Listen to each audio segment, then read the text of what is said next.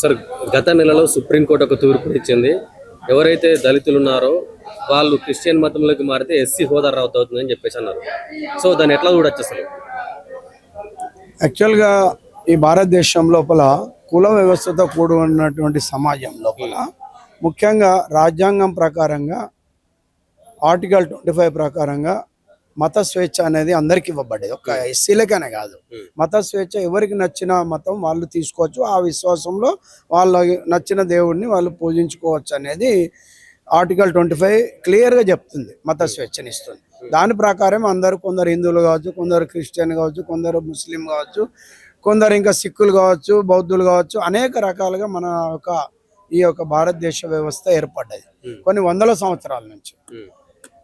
నేను ఏమంటానంటే యాక్చువల్గా ఈ దళిత క్రిస్టియన్స్ ఏదైతే ఎస్సీ హోదా కోల్పోతారనే తీర్పును ముఖ్యంగా ఇది దళితులనే ఒక డివైడ్ చేయడానికి, అంటే వీళ్ళని విడగొట్టి పాలించనే ఒక దానికి పునాది వేసినామో తెర తీసినామో అనిపిస్తూ ఉన్నది.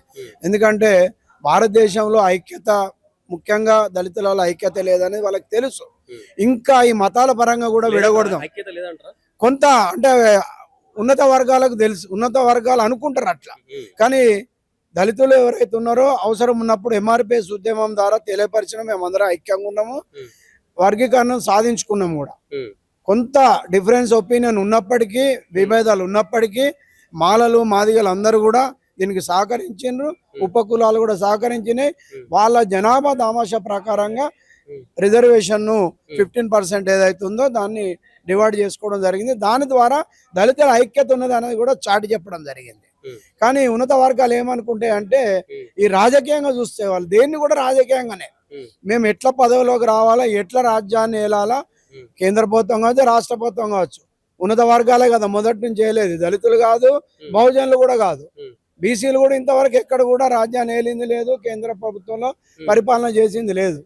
కాబట్టి వీళ్ళని విడదీసి పరిపాలిద్దాము, వీళ్ళని ఓటు పరంగా విడదీయాలి, మతాల పరంగా విడదీయాలి, కులాల పరంగా విడదీయాలి. సుప్రీంకోర్టు కేసుకు సంబంధించి మాకేం సంబంధం అని బ్రాహ్మణులైన అగ్రకులాల వాళ్ళు చెప్తున్నారు కదా, మమ్మల్ని ఎందుకు మధ్యలో లాగుతున్నారు అనే అంశం వస్తుంది. యాక్చువల్ గా ఇది బ్రాహ్మణులకు కానీ ఎవరికి కూడా సంబంధం లేదండి, నేను కూడా అంటాను. ఎందుకంటే ఇది కులపరంగా పర్టికులర్ గా బ్రాహ్మణులను టార్గెట్ చేశారు. అంటే యాక్చువల్ గా బహుజనులు ఉన్నత వర్గాలు అన్నప్పుడు ఆయన బ్రాహ్మణి వలే ఇదంతా మనువాదం.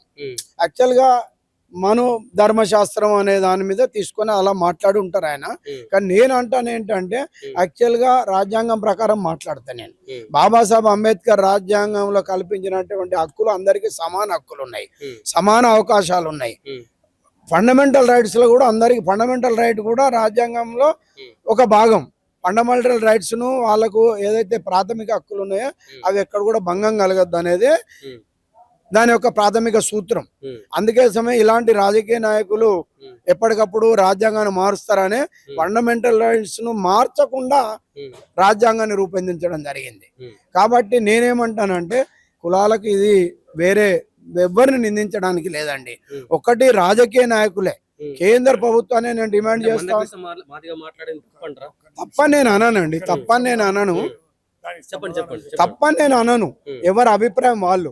నేను ఒక మేధావిగా ఒక కేంద్ర ప్రభుత్వంలో 35 సంవత్సరాలు నేను ఒక ఉన్నత ఉద్యోగ పనిచేసి, నేను ఒక ఎంప్లాయీస్ యూనియన్లో పనిచేసి నాకున్న అనుభవంతో చెప్తున్నా ఏంటంటే అత్యధిక జనాభా కలిగినటువంటి 20% ఉన్నటువంటి దళితులు, ముఖ్యంగా ఆంధ్ర ప్రాంతంలో ఎక్కువ మటుకు 90% క్రిస్టియన్సే ఉంటారు. ఎస్సీలు అంటేనే క్రిస్టియన్స్, అది జగమెరిగిన సత్యం. తెలంగాణలో ఒక 30% ఉండొచ్చు, 40% ఉండొచ్చు. కానీ ఎవరు ఏ మతంలోకి పోయినా వాళ్ళు దానికి కొన్ని కారణాలు ఉన్నాయి, చరిత్ర చెప్తుంది. అప్పుడు బడికి రాని అని రోజులలో, గుడికి రాని అని రోజులలో వాళ్ళు గుడికి వెళ్ళారు. ఎవరు రాణిస్తే వాళ్ళకి, ఎవరు అన్నం పెడితే అక్కడికి వెళ్ళారు, ఎవరు గుడికి రాణిస్తే అక్కడికి వెళ్ళారు. ఇప్పటికి కూడా మన భారతదేశంలో మొన్న మెదక్లో కొన్ని జిల్లాలలో చూస్తున్నాం, గుడికి రానియలేదు, రామాలయానికి రానియలేదు. ఈవెన్ సర్పంచ్ అయినా వాళ్ళు అక్కడ ఉండడానికి మరి రాముని ఇది చేయడానికి లేదు. మరి ఇలాంటి పరిస్థితులలో దళితులు ఎక్కడికి వెళ్ళాలి? బడికి రానియపోతుంది. అంబేద్కర్ బయట కూర్చొని చదువుకునే, మేము బయట కూర్చొని కుల వ్యవస్థను రద్దు చేయాలంటే కుల వ్యవస్థను రద్దు చేయాలని నేను కూడా ప్రధానంగా డిమాండ్ చేస్తున్నా. కుల వ్యవస్థ రద్దు చేస్తే మాకు రిజర్వేషన్స్ అక్కర్లేదు, దళితులకు రిజర్వేషన్స్ అక్కర్లేదు. కుల వ్యవస్థను రద్దు చేయమని రాజ్యాంగం ద్వారా పార్లమెంట్ ద్వారా చట్టం తీసుకురమ్మనండి. తీసుకొస్తే రేపటి నుంచి 15% వద్దు, ఎవ్వరు వద్దు, మాకు రిజర్వేషన్స్ వద్దు. ఎవరి జనాభా ఎంత ఉందో వాళ్ళకి ఆ ఫలాలు ఇవ్వమనండి. బీసీలు 53% ఉన్నారు ఈ రోజు, వాళ్ళకు బీసీలకు 53% ఇవ్వండి. ఎస్సీలు 20% ఉన్నారు, ఎస్సీలకు 20% ఇవ్వండి. ఉన్నత వర్గాలు 6% రెడ్డిస్ ఉంటే వాళ్ళకి 6% ఇవ్వండి. ఇంకా ఏ వర్గం 1/2% ఉన్న వాళ్ళు కూడా ఉన్నారు. 1/2% ఉన్న వాళ్ళు రాష్ట్రాన్ని వెళ్తారు, మేమేమో వాళ్ళ కింద మేము ఉండాలి. మరి 1/2% వాళ్ళకి 1/2% ఉండాలి. రిజర్వేషన్స్ వద్దండి, జనాభా దామాషా ప్రకారమే మనం వెళ్దాం. జనాభా దామాషా ప్రకారమే మీరు అందరికి ఫలాలు అందేటట్టుగా రాజ్యాంగాన్ని సవరించండి. ముందు రిజర్వేషన్ తొలగిస్తాము, ఎస్సీ హోదా తొలగిస్తాం కాదు. మీ చేతులు ఉందా? మీ అబ్బ సొత్తా? మీరు ఇంట్లోకి వెళ్ళిస్తున్నారా?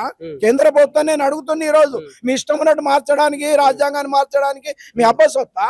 ఎవరు సొత్తు? అందరిది, ప్రజలందరిది. ప్రెసిడెన్షియల్ ఆర్డర్ ప్రకారం presidential order only valid for some time అండి. ప్రెసిడెన్షియల్ ఆర్డర్ కు రాజ్యాంగానికి సంబంధం లేదు. 1950 ఎక్కడ, ఈ రోజు 2026 లో ఉన్నాం. మరి ఆర్డర్ ని తీసుకొచ్చి ఇప్పుడు అది సాగ్గా చూపెట్టి మమ్మల్ని విడదీయడం తప్ప ఇంకేమీ లేదు. దళితులను విడదీయడమే, హిందువులుగా క్రిస్టియన్లుగా విడగొట్టాల. ఆల్రెడీ కొన్ని గ్రామాలలో స్టార్ట్ అయింది. మహబూబ్నగర్ లో మన ఒక విలేజ్ లో చెప్తా ఉన్నారు, అంబేద్కర్ జయంతి రోజు హిందువులు ఒకసారి చేసిపోయారు, మాదిగలాలనే మళ్ళీ క్రిస్టియన్లు ఒకసారి చేసిన.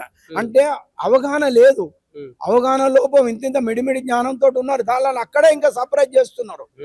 ఇప్పుడు దళితులు ఇప్పుడిప్పుడే ఎదుగుతున్నారండి పైకి, ఇప్పుడిప్పుడే చదువుకొని పైకి వస్తున్నారు. అసంటిది ఇప్పుడు మళ్ళీ ఇది తీసుకొచ్చి కొత్తగా తెర తీస్తే దాన్ని ఏమని చెప్తామండి? దాన్ని ఏది? ఇప్పుడు కుల వ్యవస్థ రద్దు చేస్తే బడుగు బలహీన వర్గాల మీద అసమానతలు తగ్గుతాయి అంటారు. మరి కంపల్సరీ తగ్గుతాయి. కుల వ్యవస్థ ఇప్పుడు వేరే దేశాలలో ఉన్నదా? కుల వ్యవస్థ వేరే దేశాలు లేవు, ఒక్క భారతదేశంలోనే ఇది పట్టి పీడిస్తున్నది. నేను పుట్టి ఇప్పుడు 63 సంవత్సరాలు అయింది, ఇప్పటికీ కుల వ్యవస్థను చూస్తూనే ఉన్నా చిన్నప్పటి నుంచి ఇప్పటిదాకా. మరి ఎక్కడ మారింది? ఎక్కడ ఆర్థిక అభివృద్ధి జరిగింది? రాజకీయ అభివృద్ధులు ఎక్కడని?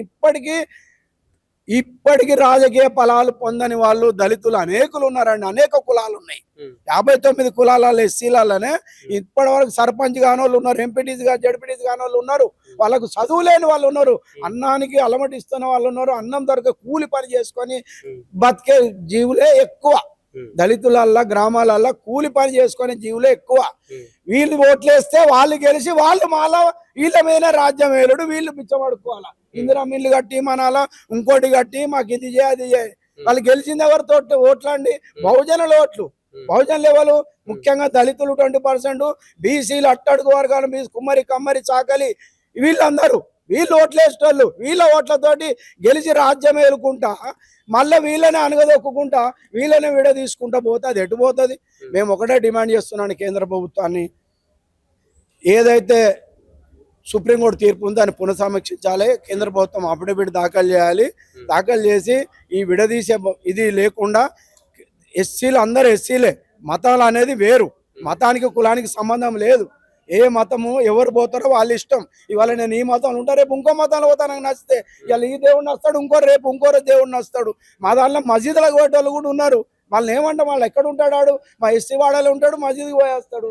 వాడు ఎక్కడన్నా పోయి ముస్లిం ఇంట్లో ఉంటుండా, బ్రాహ్మణులు ఉంటుండా? ఇప్పుడు మా వాళ్ళు చర్చికి పోయేటోళ్ళు కూడా ఎస్సీ వాడాలలోనే ఉంటారు. కాబట్టి నేను అనేది ఒక్కటే,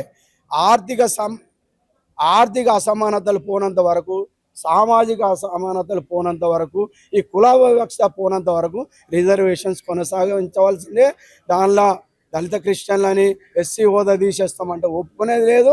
అందరు కూడా దళితులే, అందరు కూడా బహుజనులే. కాబట్టి నేను ఒకటే కేంద్ర ప్రభుత్వాన్ని దీన్ని పునఃసమీక్షించి కేంద్ర ప్రభుత్వం ఒక బిల్ అమెండ్మెంట్ చేయండి.